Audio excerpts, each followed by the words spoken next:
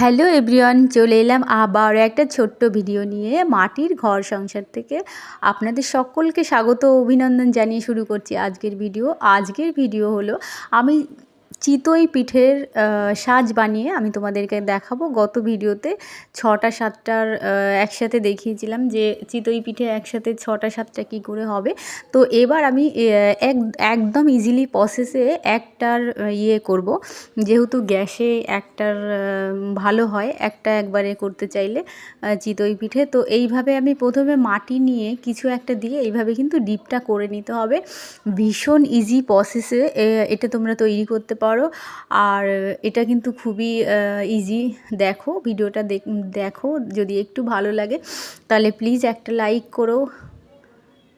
এই যে এইভাবে, যদিও মাটির কাজ একবারই কিন্তু কমপ্লিট হয় না, একটু একটু করে মানে একবারে পুরো ফিনিশিংটা হয় না, বাট একটু শুকিয়ে নিতে হয়।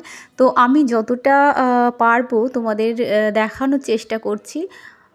এই যে এইভাবে আমি আগে করে নেব, সাজটা বানিয়ে নেব, তারপর কিন্তু আমি একটু ডিজাইনও করে নেব। ভীষণ ইজি, ভীষণ সহজ পদ্ধতিতে আমি এটা করছি, ভেরি ইজি প্রসেস। তো সামনেই শীত পড়ছে, এই পিঠে পুলি খাওয়ার সময় চলে এসছে প্রায়। তো এই দেখো আমি এই বানিয়ে নিলাম, এটা কিন্তু একদম কমপ্লিট। এবার আমি সাইড দিয়ে আস্তে আস্তে আমি নিজের মতো মনের মতো করে একটা ডিজাইন করে নিচ্ছি।